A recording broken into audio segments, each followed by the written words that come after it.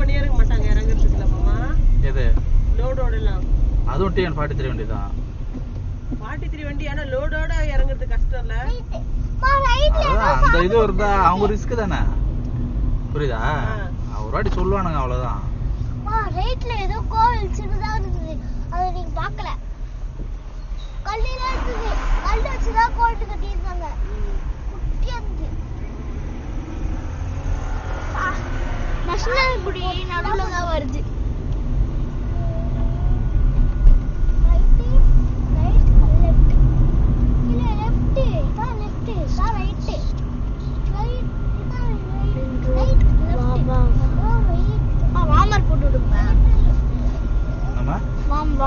வானமா இருமா